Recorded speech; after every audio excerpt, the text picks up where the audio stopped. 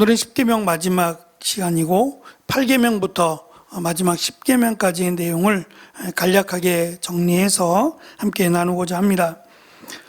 먼저 8절 우리가 읽은 8계명 우리가 읽은 19절은 도둑질하지 마라고 되어 있는데 목적어가 없어요. 무엇을 도둑질하지 말라는 건지 없다는 거예요. 이 말은 전부 다를 의미합니다. 내 것이 아닌 그 어떤 것도 도둑질하지 말라라고 말씀한다라고 보면 될 것 같습니다. 어느 목사님이 이런 말씀을 하셨어요. 이 8계명과 관련돼서 특별히 우리가 쉽게 잊고 또는 잊어버리거나 놓치고 있는 것이 있는데, 남의 것을 도둑질한다라고 했을 때 내가 가져가는 건데, 내가 가져가는 것이 눈에 보여지는, 그러니까 저 사람의 손해가 되는 것, 그것도 도둑질에 해당된다라고 강조하셨어요. 그 예가 시간입니다. 우리가 약속을 했으면 가급적이면 특별한 이유가 있을 수 있죠. 특별한 사정이 있을 수 있으니까 이제 그런 경우를 제외하고는 다른 사람의 시간을 도둑질하지 말아야 한다라는 이야기를 하셨어요. 아마도 이 이야기 안에는 아마 그 목사님이 어떤 철학이 좀 담겨 있던 것 같아요. 제 주변에도 목사님들이 시간을 잘 안 지키는 분들이 있어요. 이제 저희 이 노회 안에 시찰회가 있거든요. 노회에 작은 시찰들이 몇 개 있는데 그 시찰회 중에서 저희 시찰은 한 10교회밖에 안 돼요. 교회들이 다 작고. 근데 이제 분당중앙교회가 저희 시찰에서 제일 크고, 목사님도 뭐 제일 어르신이고, 이제 은퇴가 몇 년 안 남으셨어요. 근데 이 목사님이 제가 처음 이제 뵀을 때, 분당중앙교회 시찰회 모임을 갖고 처음 뵀을 때 하셨던 얘기가 시간에 관한 얘기였어요. 그러면서 일단 어르신이기도 하고 또 여러 가지 이제 이 몸도 젊을 때의 몸과 좀 다르잖아요. 빠릿빠릿하지 않고 그런 것도 있을 거고, 그래서 자기는 조금 더 서둘러서 나간대요. 그게 이제 자기를 아는 거죠. 자기의 몸의 상태라든지 그런 걸 아니까 전보다 더 시간을 좀 당겨서 일찍 서두른다라는 이야기 하시더라고요. 모임 시간이 조금 이제 거리도 멀고 교통편도 좀 불편해요. 왜 천당 밑에 분당이라 그랬는지 모르겠어요. 교통이 왜 이렇게 불편한지 몰라요. 차가 있으면 모르겠는데 또 차로 가자니 혼자서 그 1시간 반 이상을 차 끌고 간다는 것도 참 불편해서 지하철이 편하죠. 근데 차가 자주 안 와요. 이 버스가 서울 너무 좋아요. 한 30분을 기다려야 되기도 하고, 이 차 놓치면 이 시간을 어기겠더라고요. 발을 동동동동 구르기도 하고, 안 되면 택시라도 타야겠다, 이제 그 생각을 갖고 있었는데 전화가 왔어요, 마침.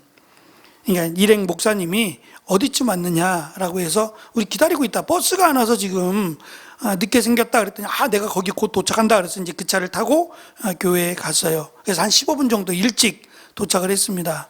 그래서 이제 교회 안에 카페에서 커피를 마시고 있는데 목사님이 기다리고 계신다는 거예요, 목양실에서. 그러니 또 이제 들어가야죠. 먹던 커피 그냥 대충 먹고 들어가서 앉았어요. 그래서 목사님 몇 시쯤 오셨을까? 저희가 이제 10시에 모였는데 몇 시쯤 오셔서 이제 일찍 나오셔서 기다리셨겠죠. 근데 모임이 있어서 일찍 나와 기다리신 것도 있지만 평상시에도 목사님이 그 시간 개념이 굉장히 그 철저하시더라고요. 보니까 자기 관리라든지 이런 부분이 굉장히 철저해서 참 본받을 만한 점들이 많다 생각했어요. 쉽게 놓치는 것 중에 하나가 저는 시간이 아닐까 싶어요. 그러니까 친구들과 만남을 갖거나 목사님들과 이렇게 가끔씩 만남을 갖다 보면 늦는 사람은 늘 늦어요.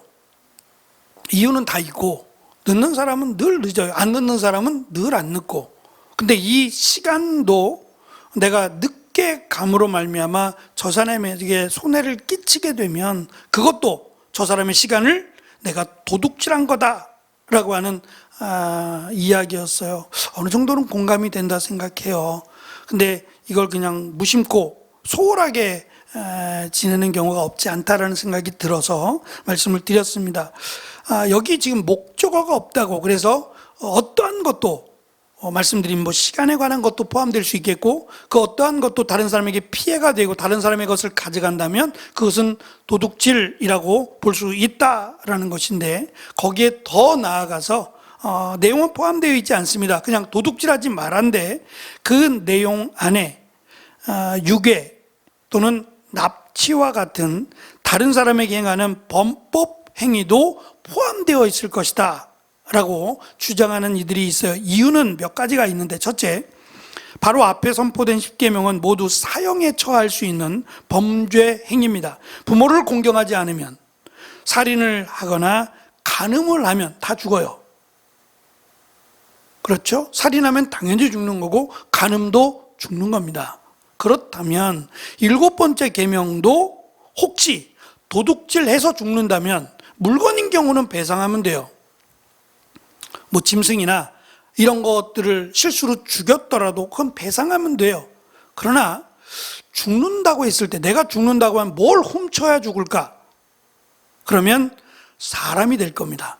사람을 훔치거나 사람을 유괴하고 사람을 납치하는 경우는 이건 당연히 살인에 해당되는 계명이 될 거예요. 한 페이지를 넘겨보시면 출애굽기 21장 16절에 이런 말씀이 있어요.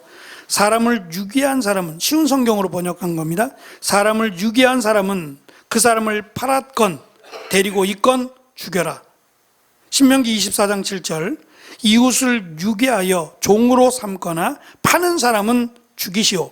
여러분 가운데서 그런 악한 일을 없애버리시오 라고 되어 있단 말입니다. 그래서 이 도둑질이라는 것, 목적어가 없다 그랬는데 사람을 유괴하거나 납치했을 가능성이 있다라고 보는 거예요. 저는 이 부분에 공감해요. 법이 강할수록 죄를 안 짓는다고 말씀드렸잖아요. 쓸데없이 강할 필요는 없어요. 쓸데없이 강할 필요는 없지만 이 아이들을 유괴하거나 납치하는 것은 결코 용서해서는 안 돼요. 이건에 대해서는 저는 최고형을 내려야 된다고 생각해요. 특히 유아 아이들 성폭행한 경우는 저는 절대 나오게 해서는 안 된다 생각해요. 아이의 인생을 망가뜨려 버렸어요. 그래서 두 번 다시 이러한 죄를 짓지 않도록 그 프로그램 제목이 생각이 안 나는데, 어서와 오랜만이지 이런 제목인가요? 외국인들이 한국에 와서 이렇게 살아가면서 하는 그걸 찍어서 이렇게 하는 프로그램이 있더라고요. 재미도 있고 또 한국에 대해서 막 칭찬도 하고 막 이런 내용들이에요. 근데 그 가운데 빼놓지 않고 칭찬하는 게 뭐냐면 밤에 다녀도 안전하다는 거예요. 남아공은 밤에 못 다닙니다. 목숨 걸어야 돼요. 무슨 일이 생길지 어떻게 알아요? 총도 거기는 소지가 되거든요.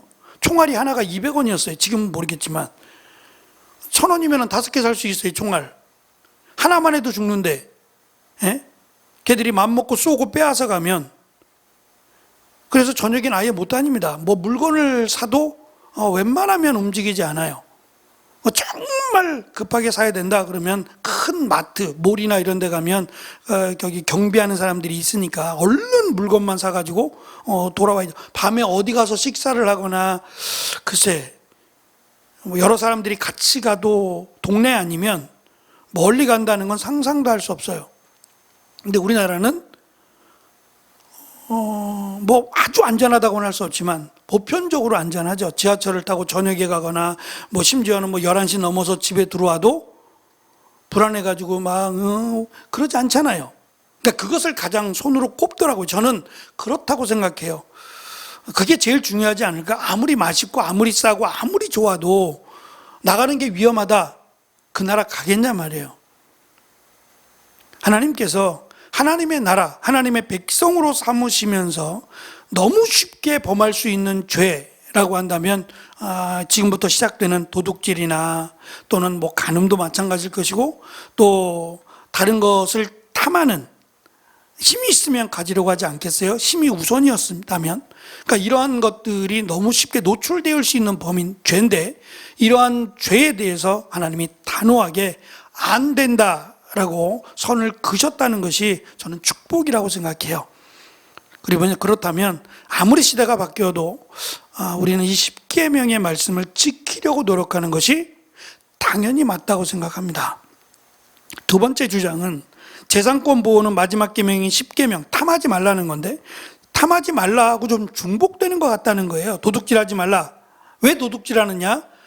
이거는 탐심이 들어가니까 도둑질하게 되는 거죠. 비슷하잖아요. 그래서 적어도 탐심보다 더 강한 유괴나 납치도 포함이 됐을 것이다 라고 하는 주장이고요. 세 번째, 훔치다라고 하는 동사를 사람에게 적용하여 사용하는 말씀드린 출애굽 21장이나 신명기 24장의 내용도 연관이 있을 거라는 거예요. 마지막 네 번째, 이스라엘처럼 유목과 농경을 중심으로 한 사회에서는 각 개인의 재산권 보호가 큰 이슈는 아니에요. 왜냐하면 너나 나나 비슷해요. 목축업을 하는 사람, 농경하는 사람들이 얼마나 대단한 걸 갖고 있겠어요? 얼마나 대단한 부를 누리겠냐 말이에요. 그러니까 별로 도둑질할 만한 게 없다는 거예요. 그렇게 봤을 때에는 이 십계명에 포함된 도둑질이라고 딱 규정 지은, 그리고 무엇이라고 말씀하지 않은 것이 사람도 포함하고 있을 가능성을 제기한 겁니다. 당장은 아닐지 모르지만 이제 서서히 사사시대나 이런 데 보면 충분히 그랬을 가능성이 높다고 봅니다. 한 가지 염두에 두어야 할 점은 성경은 각 개인의 재산권을 인정하기 전에 공동체나 사회에 속한 사람들이 서로를 위해 일정한 양의 재산, 물질을 공동체에 기부하게 하셔서 모든 지체들의 가장 기본적인 생존권과 존엄성이 유지되도록 요구하고 있다는 점이에요. 그러니까 이 성경의 말씀을 가장 그래도 실천하는 나라가 미국입니다. 미국은 성경책에 선서하고 시작된 나라예요. 그리고 청교도인들이 가서 세운 나라이기도 합니다. 많이 흐지부지해졌어요. 그럼에도 불구하고 그래도 가장 많이 남아있는 성경의 내용들을 법으로 해서 가장 많이 남아있는 나라가 미국입니다. 이 미국은 기부나 이 문화가 굉장히 발달되어 있어요. 그러니까 내가 가진 재산의 막 90%도 기부하고 해요. 믿기 때문이에요. 믿기 때문입니다. 나라의 제도나 내가 기부한 것이 소외된 이들에게 갈 수 있다라고 생각하니까 기부한 거예요. 그렇지 않으면 기부하겠냔 말이에요. 근데 그것이 미국 사회를 움직입니다. 최근에 이 코로나를 겪으면서 그런 통계를 냈어요. 우리나라도 그렇지만 교회를 떠난 사람들이 많다는 거예요. 그리고 돌아오지 않는다는 거예요. 그 인원이 30%를 넘는답니다. 문제는 교회를 떠난 이들, 교회에 있는 이들이 대부분 기부했대요. 교회 다니는 사람들이 대부분 기부했는데 교회를 떠나서 30%가 이제는 교회를 다니지 않으면 이들이 걱정하는 건 그거예요. 기부가 줄겠다는 거예요. 대부분 교회를 다니는 분들이 기부했는데 교회를 안 다니고 30%가 교회를 떠나면 이제는 기부도 상당히 많이 줄 거다라고 하는 계산을 내놓았어요. 그러면 미국은 정말 힘들어질 거라는 얘기예요. 왜냐하면 자생력이 많지 않답니다. 미국도. 기부가 없다면 그 소외된 이들을 충당할 만한 비용이 미국도 없대요. 그래서 자꾸 경제를 부르짖는 것이, 경제 대통령을 요구하게 되는 것이 그런 이유일 것이다라고 주장도 합니다. 이제 그 9번째 계명입니다. 9번째 계명은 이웃에 대하여 거짓 증언하지 말라는 겁니다. 이건 법적인 용어입니다. 그러니까 증인으로서의 삶을 살아가게 될 때에 어떠한 것을 대가로 해서 그 사람을 모략하거나 또 거짓으로 증언하는 일을 결코 하지 말라라고 하는 정도예요. 그러니까 거기에 대한 대가가 지금 기록되어 있지 않아요. 그러나 하나님은 아시는 거예요. 사람은 속일 수 있어요. 거짓 증언할 수 있는데 하나님은 그것을 아시기 때문에 그것에 대해서 하나님이 체벌하시겠다는 내용으로 봐야 되고, 중요한 것은 진실을 밝혀야 한다라고 하는 점이 가장 중요합니다.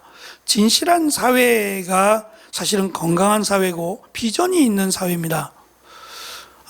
그래서 이 진실하도록 우리가 그 대통령이나 나라의 일꾼을 뽑을 때 능력도 중요합니다만 가장 중요한 것은 정직한 사람이에요.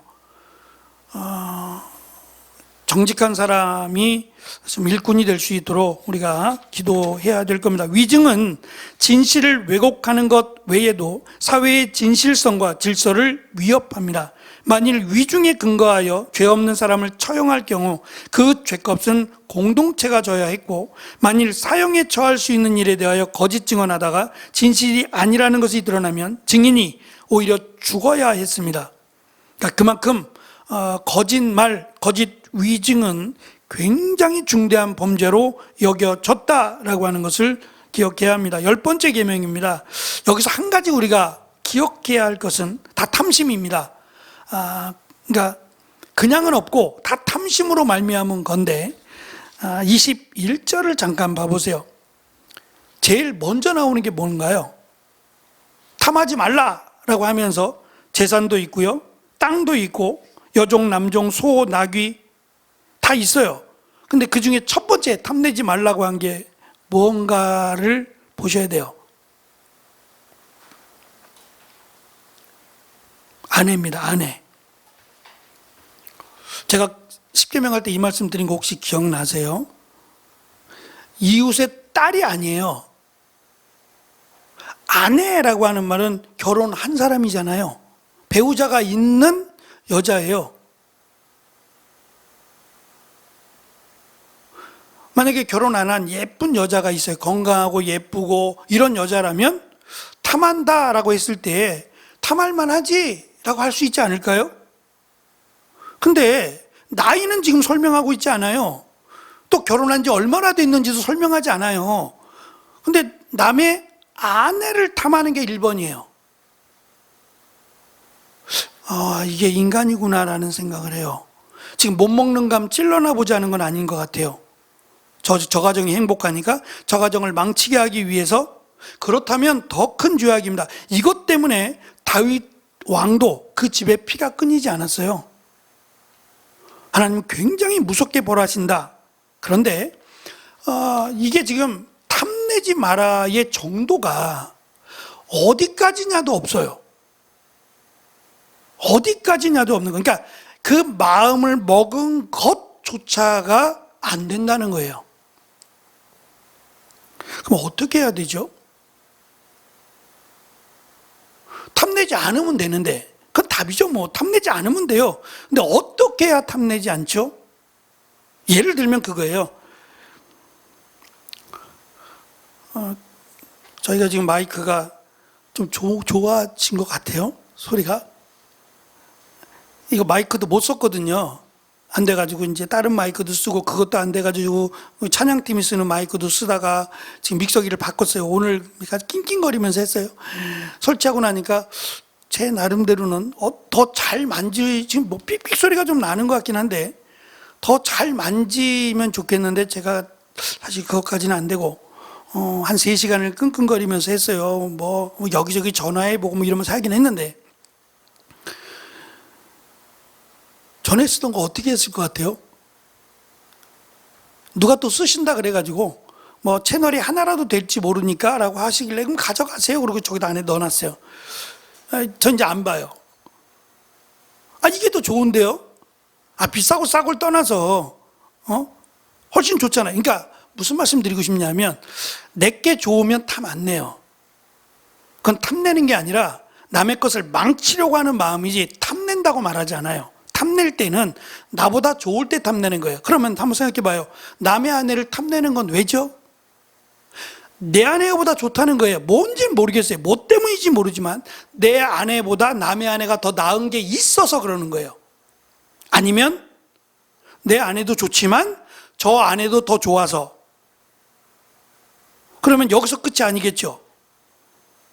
한 사람으로 만족하지 않고 또 다른 아내도 계속 탐내게 되겠죠. 그 탐내는 게 어디까지 가느냐, 남편을 죽이고 빼앗아 올 정도냐 모르겠어요. 근데 말씀은 탐내는 것부터가 안 돼요. 탐내는 것부터가 잘못됐다고 지금 말씀하시는 거예요. 근데 재산이나 오히려 땅이 더 중요하지 않을까요? 재물이잖아요. 남의 아내를 빼앗는 것보다 땅이나 건물이나 아니면 소나 이런 재산들이 더 커 보이지 않나요? 근데 하나님의 기준에서는 이러한 재산이나 물질보다 남의 가정이 더 소중해요. 더 우선적이라는 거예요. 하나님이 보실 때는 그 가정을 무너뜨리는 거에 대해서 그 재산을, 남의 재산을 빼앗거나 남의 재산을 탐내거나 이런 것보다 훨씬 더 크게 보신다는 거예요. 하나님의 기준은요. 그래서 그렇지 않으려면 말씀드린 것처럼 만족하면 돼요. 내게 더 좋으면 탐내지 않아요. 그러려면 내 아내가 더 소중하면 돼요. 아내가 더 좋거나 아내가 더 소중하면 남의 것 탐내지 않게 될 거잖아요. 그러니까 이것은 우리가 생각하고 살라는 거예요. 탐내지 않기 위해선 탐내지 마라 그랬으니까 아예 이웃하고 차단하고 이웃도 쳐다보지 않고 그냥 우리 집만 바라보고 그렇게 살 수 없잖아요. 같이 살아야 되는데 이웃이 바로 코앞에 있는데 어떻게 안 부딪히며 살겠냔 말이에요. 부딪혀도 문제가 없게 되도록 살라는 말씀이죠.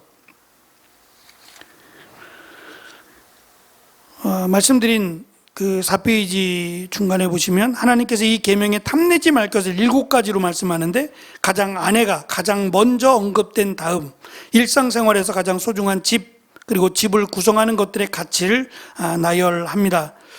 결국 이것은 우리가 쉽게 노출되어 있을 수 있는 것들에 대해서 더욱 조심하라는 말씀이고 가정을 파괴하는 행위는 결코 용서받지 못한다라는 것을 의미해요.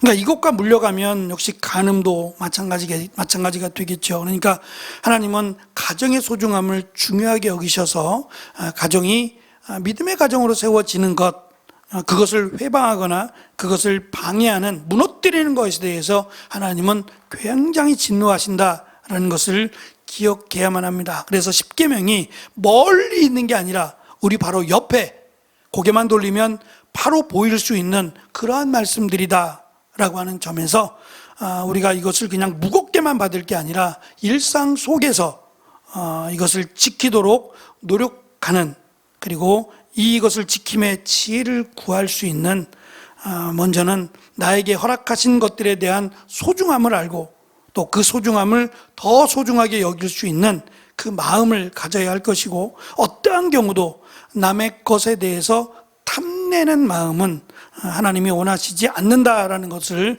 기억함으로 이 십계명을 통해서 더 하나님께로 하나님이 원하시는 귀한 은혜가 우리에게, 나에게, 가정에게, 또 교회와 또 이 나라에 이루어지는 귀한 은혜가 있기를 같이 기도했으면 좋겠습니다. 기도하겠습니다.